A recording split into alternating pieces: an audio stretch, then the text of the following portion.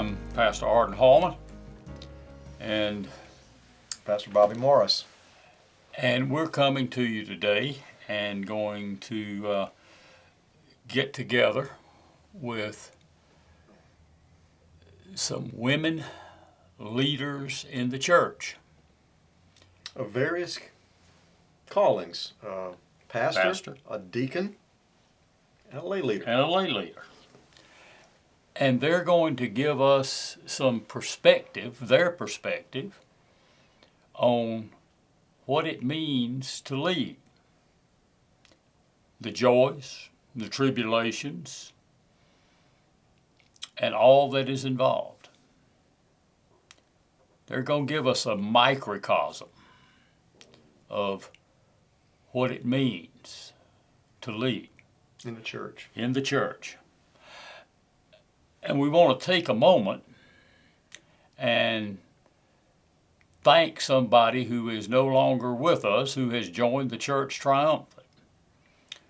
Pastor Josh Knutson, who raised this issue and pointed out that for about the first 300 years, the church did ordain women, and it was only after the Council of Nicaea, the Council of Laodicea, and the Synod of Orange that they were prohibited. Josh was a historian and a great pastor, and we thank him for raising this issue, and Bobby and I hope we've been able to carry the ball forward for him. Anything else? Let's see. We're going to talk with them about a couple of different things. We're gonna kind of let them do a roundtable discussion, and they're gonna basically talk about three primary topic areas. One, we want them to share how their call story, basically. What got them interested or even on their radar to serve in the church in some capacity? How did that come about? Then we essentially asked them to say a bit, again, tell some of their own personal stories about some of the challenges that came with that, because they were women, that they probably wouldn't have encountered if they had been men in pursuing that call to ministry, to service in the church. And then we also, in a final segment, prompt them by asking them to talk a bit about where they see us now versus where we have been, where we still need to go, and what people right now, women right now who are considering calls to ministry, who have other people telling them, you should think about a leadership role in the church. What these three women that you'll be hearing from would say to them in that regard.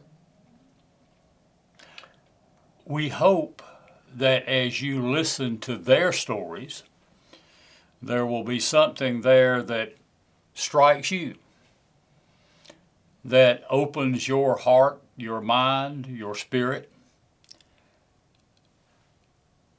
And then you never know where the Spirit might lead you from there.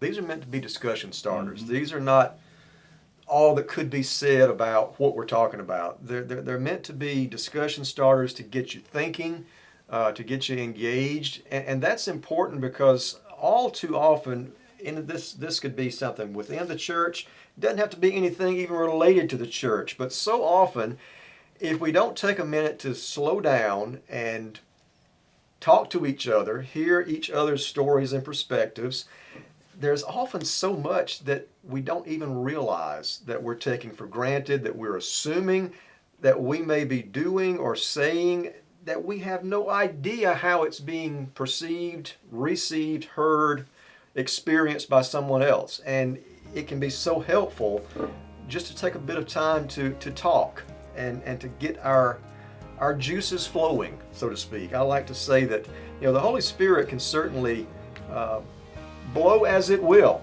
where it will. But at the same time, it doesn't hurt to give the Holy Spirit a little help, to prime the pump a bit and say, Spirit, come blow here.